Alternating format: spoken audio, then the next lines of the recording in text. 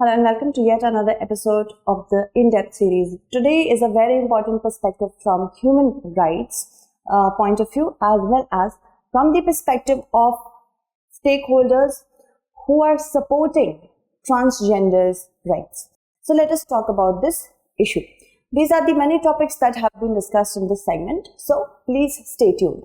If we talk about the news, then transgender women, they have been barred from competing in the female category by World Athletics.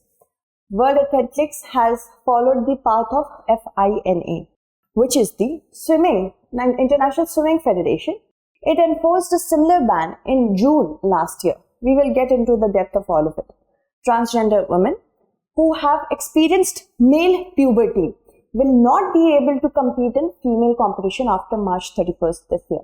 World Athletics Council has set up a working group to connect research to further reconsider the issue of transgender inclusion. Okay. Moving ahead now, if we talk about the issue, see, the former double Olympic gold medalist in the 1500 meter emphasized on fair and meaningful female competition. When you go through male puberty, when one goes through male puberty, there is a boost in testosterone. Okay. Of course, testosterone is produced by both the genders, that is the male gender and the female gender. Then what happens is once you go through the puberty, your muscle strength increases. That is not much provided by the female hormones.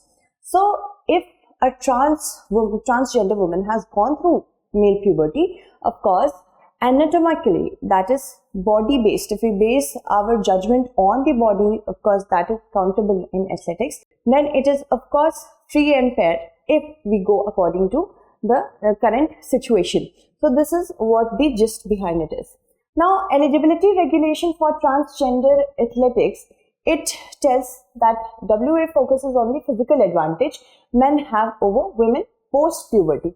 Okay, let's talk about it. The substantial sex difference in sports performance that emerges from puberty onwards means that the only way to achieve the objective set out is to maintain separate classification for males and female athletes. Moving ahead.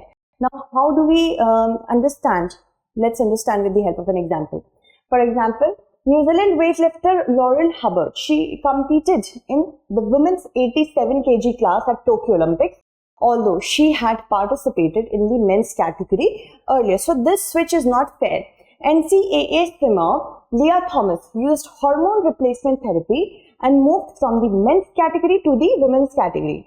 After this, she started breaking records in the Ivy League competition before FINA stepped in and stopped this. So this ban was after that only. Now, there was no blanket ban under the earlier rules. Transgender women had to reduce the amount of blood testosterone to 5 nanomoles per liter and maintain this particular measure for the next 12 months in order to participate. Testosterone is a male sex hormone that is made in the testicles, and testosterone hormone levels are important to normal male sexual developments and functions. During puberty, that is in the teen years, it helps boys develop male features like body and facial hair, deeper voice and muscle strength as well. So this is puberty. This is the function during the puberty period. In January, WA had come up with the preferred option for transgender women. It's not like they have completely banned them. And now instead of a complete ban, it said that it would allow transgender women to compete in the female category, but would reduce the blood testosterone limit to below 2 nmol per liter for the next 2 years. Basically, that was cut by half. And the time was also doubled so that their strength could be at par with the female hormonal strength. On Thursday, after its council meeting, WA said that the preferred option did not have any takers because the consultation which was done by WA from members of Federation, Global Athletic Coaches Academy, Athletes Commission, even International Olympic Council, as well as representative transgender and human rights. There was not a lot of support for transgender women to participate in the female category. The International Olympics Committee's framework on fairness, which was released in November 2021, stated that athletes are not excluded solely on the basis of their transgender identity or sex variation. But the IOC had put the onus on sports federation to put in plain rules, and FINA implemented a ban last year. However, it was the World Rugby in 2020 which became the first international sports federation to bar transgender women from the female competition. Last year, British Triathlon implemented a similar ban. Now, DSD, which is difference in sex development athletes, those who have genes which are generally associated with one sex but whose reproductive organs may not be atypical.